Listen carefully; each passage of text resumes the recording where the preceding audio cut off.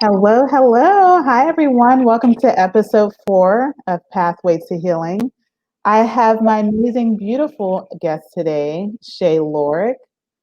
She is going to be talking on the topic of radical acceptance. Radical acceptance. As we get started, I just want to remind everyone that October is Domestic Violence Awareness Month. Topics such as these are like beyond amazing, very, very useful, not just for domestic violence relationships, but for all relationships. So I'm so excited to get started today on this topic. And I'm going to give Shay the opportunity to tell us a little bit about herself. And we're going to get started. Hi, Shay. Hi, Paula. Thank you for inviting me on the show. Absolutely, absolutely. So, do you want to tell us a little bit about yourself and what it is you do? Yeah, so my name is Shay Lorick. I am a licensed clinical social worker. I serve as a therapist, a mental health therapist. So I work with people with mental health conditions as well as substance use disorders. But I am also a life coach. And I pride myself in being able to help people through narcissistic abuse relationships and help them to become the dangerous people that they really, really are and getting back to themselves. I love that. I love the whole getting back to the dangerous self. So, let's talk radical acceptance. What is that? What does it mean? Just what is it? So, radical acceptance is a term that we use in the therapy world, if you will, that is all about distress tolerance, really.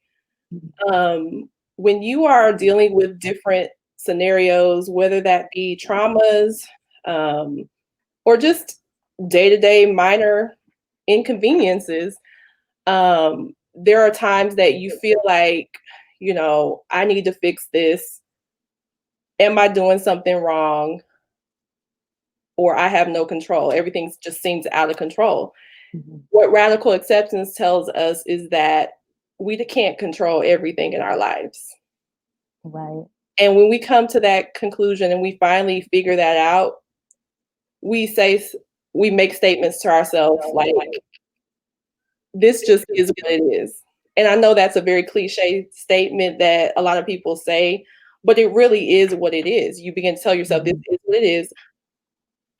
It has no bearing on me as a person.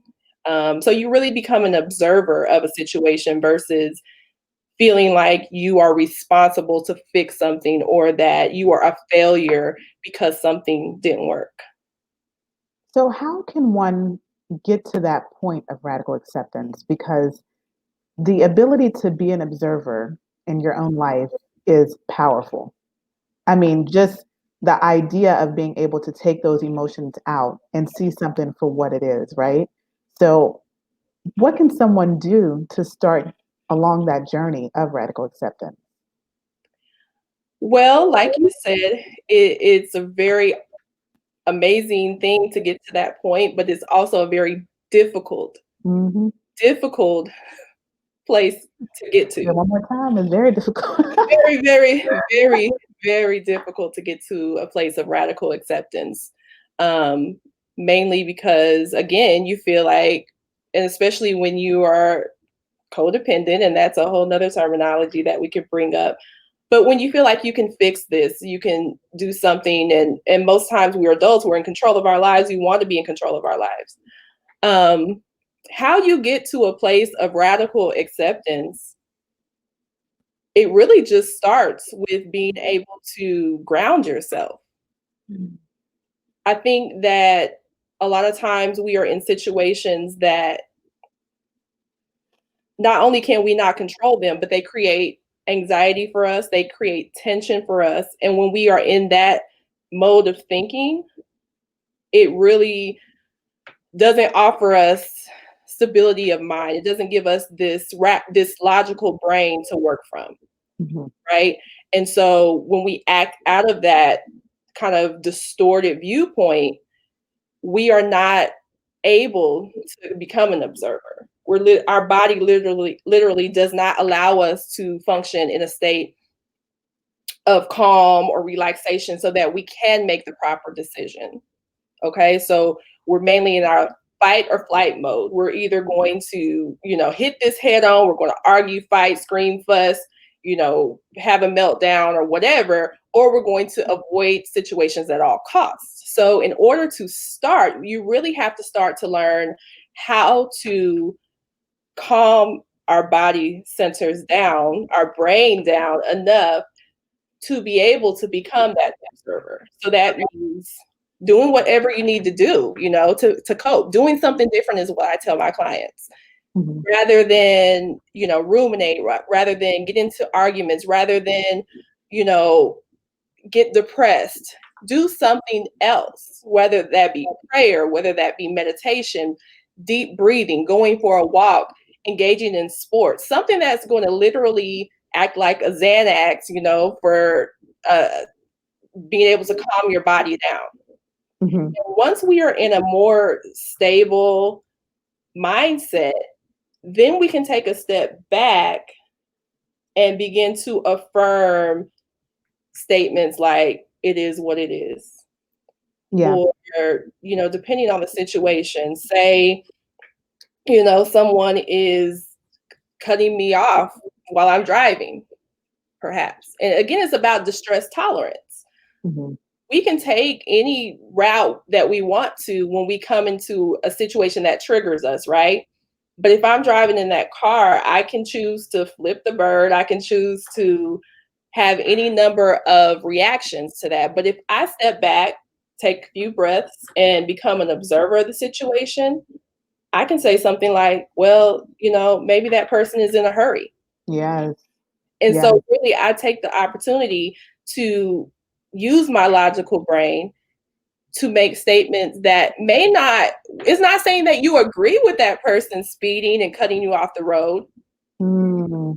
You know what I That's mean? a good point. That's You a don't very good point. condoning the behavior, but you're saying that I cannot control this situation right now.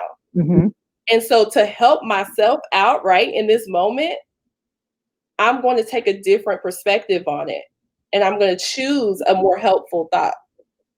You know what? I love that you said radical acceptance is not condoning the behavior. It's choosing how you respond to that behavior. So, what would you suggest for someone who has radically accepted, right, that maybe their partner is what it is, but they decide, does that mean they should stay in that relationship because I can't change that person, right? This is how they are, this is how they're going to be. Or do you think that there are certain situations where radical acceptance also comes with, I'm removing myself? Because I think a lot of people have a hard time understanding accepting something and not allowing that something in your space, Come on. right? Come on. Absolutely. So just because I take a stance of radical acceptance, that is not saying that I'm going to accept that for me. So there's a difference between I'm accepting this from another person and radical acceptance. Mm, Like you said, radical okay. acceptance is the viewpoint that, okay, Paula, you can act any way you want to. Like you can throw a fit, you can call me names, you can do whatever the hell you want to do. Mhm. But I'm going to remove myself. I'm going to allow, because I'm doing two things. I'm allowing that. I'm not trying to change you. I'm accepting that this is who you are. But for me, that's not okay. That's not okay for you to treat me like that. And so I'm going to remove myself and say peace out basically. And I'm gonna do what I need to do to protect myself. So again, it's about that. You get to choose. Like when I'm working with clients at all different levels, right? Right. And in all different scenarios. And if that client does not get to the point where they can leave at that time, that's okay too. It's okay. I can work with them where they are. However, my job is to continue to create that that awareness that do you see that you're not going to change that person? Right. So from that stance, you have to be able to choose. I can stay here, but I'm going to teach them how to stay too by also not accepting that and by saying things like, no, I don't agree with that. Or I will remove myself for a couple days or a couple hours. So there's all kinds of different ways that we can address um, a situation when we are being radically accepted. I guess you would say. However, you can choose. You can choose. Yeah. I love that. And how do you radically accept a family member? How do you radically accept someone who you can't just easily kick out because they're always going to be in your life? Because I know we always talk about, and I've said this on other lives, it's not just romantic. How do you radically accept an abusive boss? How do you radically accept an abusive spiritual leader? Right? Is there a so my question to you is there a distinction between radical acceptance and a boundary, or are they the same thing? Um, how does that work? Yeah, yeah. I think radical acceptance helps us to create boundaries. Okay, So it that's gives us a litmus for being able to create a boundary. When we go through that process of, coming choosing a different thought about what's happening in this scenario, that leads us to also choose a different action. mm, So that's good. we're really talking about mindset shifts. We're talking about the cognitive model is what we utilize to help people shift into a different mode of thinking. And so when you use radical acceptance as a way to formulate what's happening in your world, it allows you to begin to also change the way you behave in the situation. So again, it's also about accepting that you can change and that you can do a different thing. You may not get them to do it, but Mhm. you can act differently. And so Yeah. I'm accepting myself that I don't have to be a victim. I don't have to be a bystander. I can choose to act according to how I have assessed this. Mm, So when you're dealing with a family member, yeah. it gives you new decisions that you don't have to go under the belief that we don't kick family members out of our life. Who says that you have to allow somebody to be connected with you just because they're in your family? That's something right there. And you don't, Right. and so it gives you more freedom again to become that observer because if I were talking to anyone, I tell people, if you were talking to a loved one or your child about this, what advice would you give to them? You wouldn't say, Mm, well, you should do this if you know that they are being in an abusive, a career that's abusive or with a family member. So sometimes we put ourselves at a higher standard than we would other people. I don't that's know, good. because we have this God Mhm. complex. And I come from the mindset that we are divine but that doesn't mean that we have to put up with anything that other people have to offer. So even if it's a family member, even if it's a boss, there are boundaries that we can begin to set, and that's where that behavior change comes in from that mindset shift. Yeah. How does that look to someone who's not used to you radically accepting their behavior? When Child. someone is used to pushing your buttons, how does that look when you have finally stepped into your power and said, I'm not doing that. I'm not vibrating that low anymore.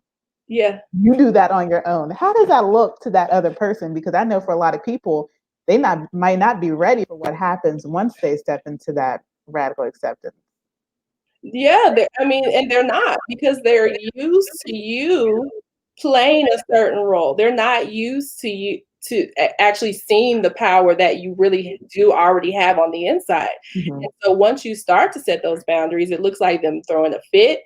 It looks like them, becoming the victim. It looks like them just really not in turn having radical acceptance toward what's happening with the changes that you are making. So it's not necessarily something that's comfortable for people that are shifting and that are changing, that are choosing to respond in a different way. because that person is not going to be like, okay, I'm good Yeah. with this. And I'm gonna ask you this. I don't know the answer to you, but to this, but maybe you do. Why is it so uncomfortable to make that shift? I mean, and I can speak for myself. It's easier for me, well, the older me, I'm changing, but it was easier for me to allow certain behavior to keep the peace. Why does it feel so uncomfortable to say, this hurts me, and I don't want you to continue to hurt me? I Yeah. don't want to continue to be abused in this way. Why is that so uncomfortable for some people, but for others, they can just, it's like they're like bulls in a china closet. I don't know the answer to that, but it's like I'm just curious to know what your thoughts are on that. Well, I think it can be for many different reasons. I think the one thing that I have observed is that we have been groomed a lot of times Mm, to not speak up for ourselves and wow.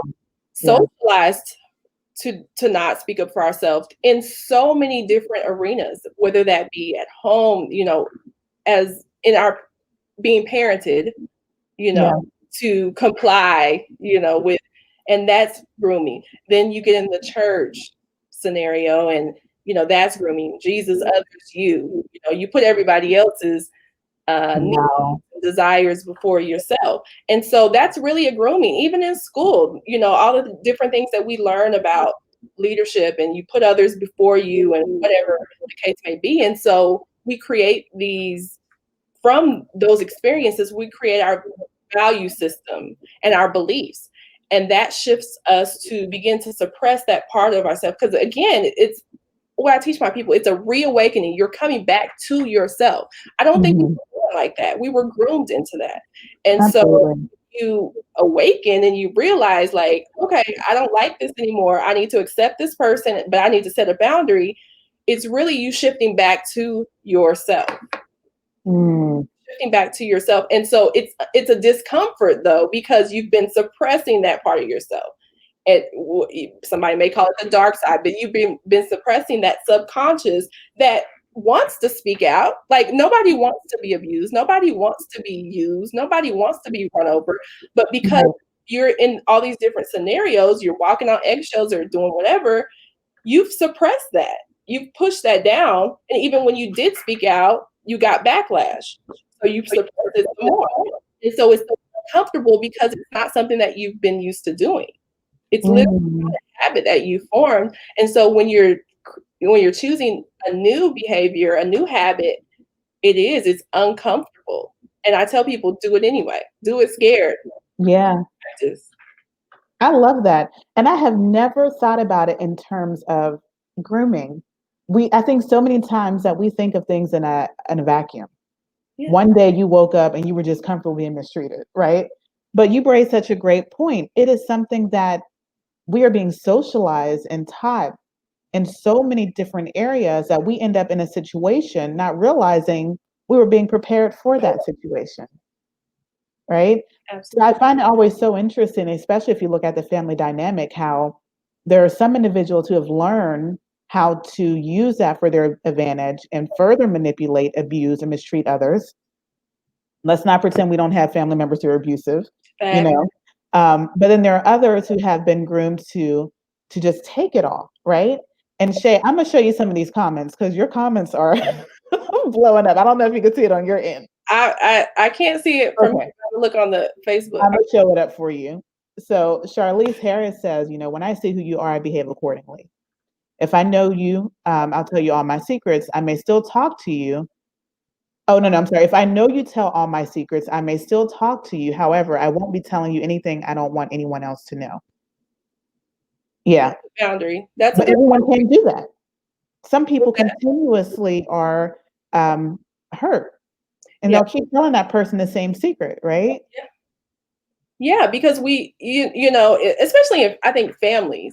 I think that's probably a big one in families or romantic relationships too. Yeah. But we feel like, oh, we should, and again, radical acceptance. I should be able to, talk to my spouse about my issues. I should be able to talk to my mom and share with her. I should be able to talk to, my siblings and the people that I grew up with. And so that's a distortion.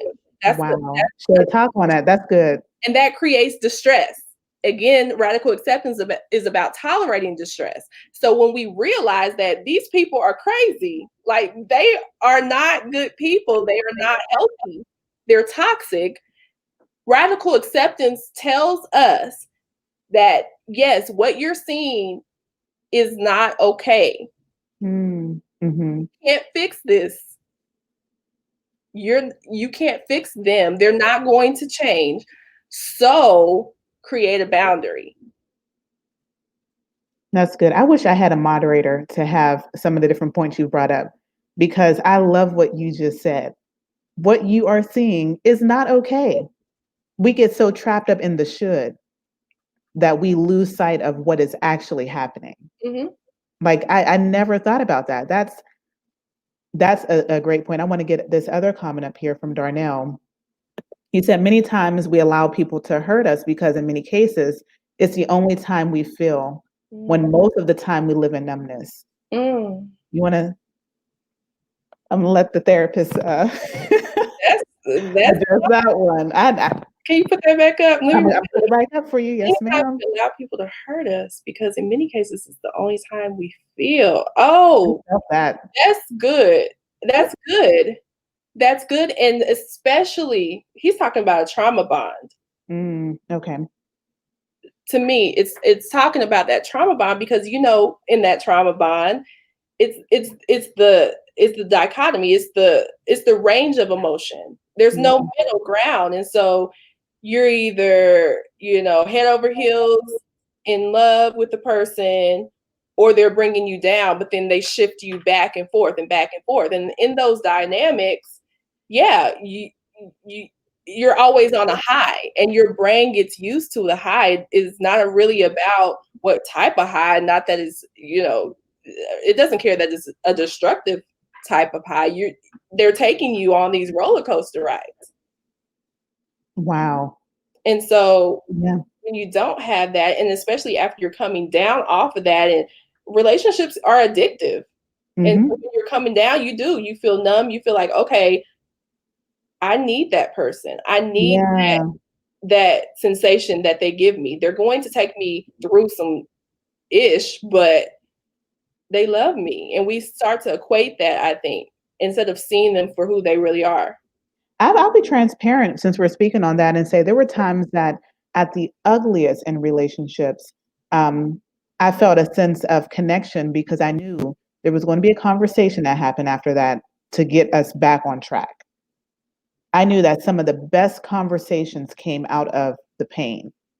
No matter how messed up it was, no matter how hurt I was, I knew that I was going to get amazing attention for the next week or two Mm, because they hurt me so badly that they actually, maybe this time they really felt badly about how they hurt me. So I right? know I'm going to have a honeymoon for a week or two. Yep.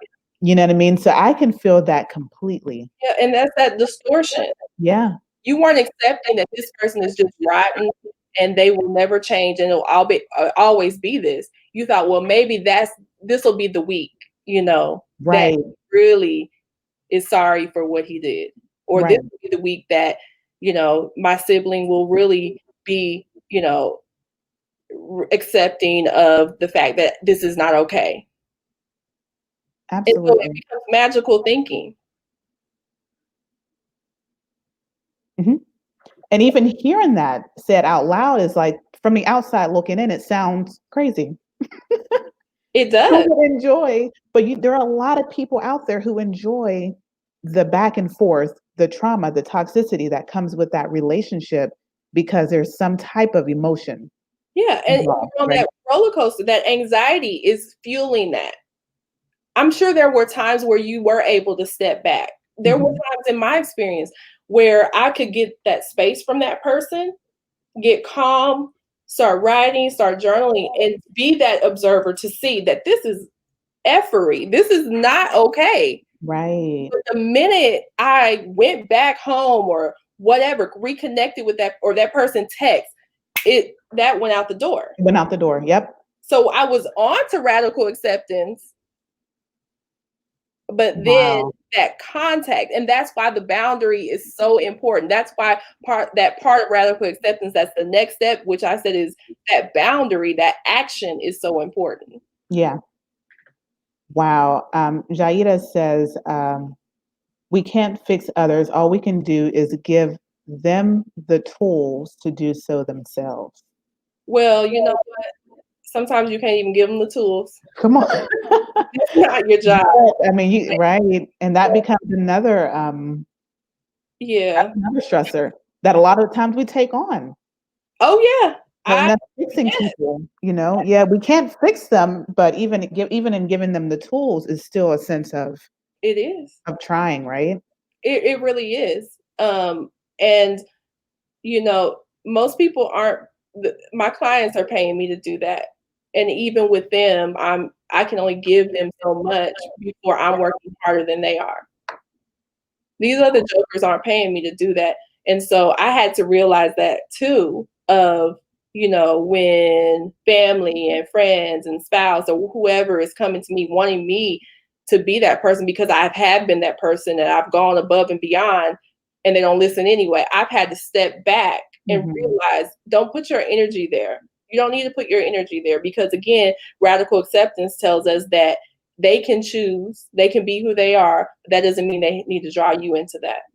And if they choose to draw you into that, I can choose to walk on out the door. Mhm. Mhm. So it's not my job. It's not my job. Yeah, and I think that's hard, and it's especially hard when it's someone like you mentioned, these relationships are intimate, you Mhm. know? This is your mom in some cases, this is your dad, this is your husband, sometimes your children. So, like, I like that you said when you brought that example up about you were able to distance yourself, but once you got that contact, it went out the door. So people need to understand that it's not a linear journey. There are going to be times that you're going to stop along this journey of radical acceptance, and you're going to have to pick up more tools and more resources to strengthen yourself, right? So I love that you said it's not, you can be making those steps and still be taken back. Yeah. And what do you suggest for someone? Because that in of itself is very difficult to feel like you failed, right? And to feel like, I had this boundary. I was so happy about my boundary. And then they cross it and I watched them step over the line. Any kind of recommendations for someone um, who feels like they're failing Yeah. on their journey of radical acceptance?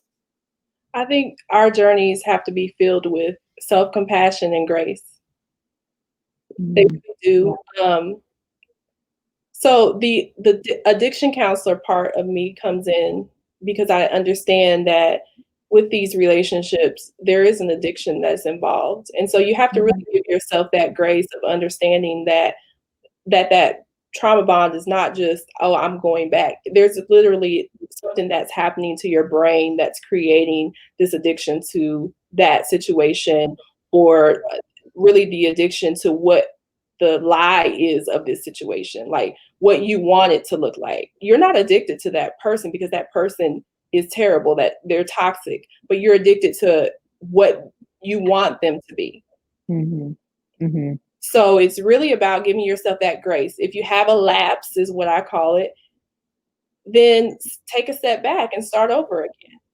You know, Yeah. find resources. Don't try to do it on your own. You need support. You need a coach. You need a therapist. You need friends. You need family that can walk you through this.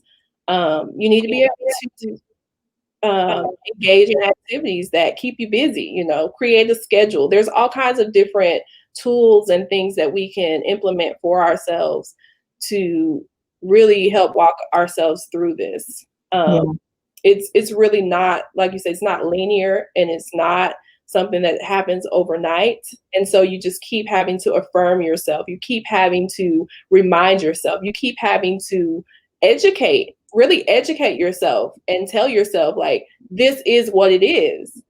Yeah. Our brain wants to always go back to, well, maybe, Or this should be happening. yeah, Yeah. and it wants to go back to that, but we have to give ourselves the reality of the situation. Yeah. And when we keep feeding ourselves that eventually becomes the new pattern of thinking. That becomes the new habit.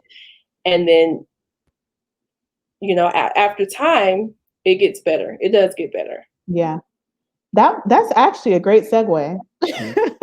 That's a better wrap up than I could have done. Like, how can you tell people how can they find you? How can they find you and take this journey of radical acceptance?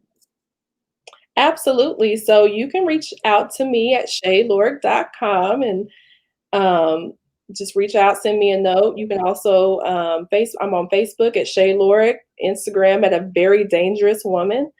And yeah, but I think the biggest way is the website. It has all my information, all those details. So go check it out. I love Yes, you.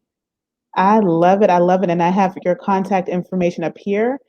This will be streaming all throughout the week. And then even after the week, it'll be on my website. It'll be on YouTube. It'll be on multiple platforms. So if you're catching the replay, go ahead. Still feel free to drop a comment in there, tag Shay um, at any of the information listed below, and I'll make sure that she gets that. I want to thank you guys for tuning in. I am Paula Ilochi. I am the lead transformation coach at Directing Paths. And actually, one thing I forgot to show you guys is I'm actually wearing my Healing Loudly shirt, which Shay will be getting Yay. soon. So if I'm wearing this, especially in honor of October being Domestic Violence Awareness Month, we want to encourage healing loudly after so many of us have suffered silently. So the shirt says Healing Loudly, and it's a hashtag Healing Loudly since 2020 because that's when I started the hashtag. So if you're interested in that, you can also contact me here. I'm also a coach. I do group coaching as well and public speaking.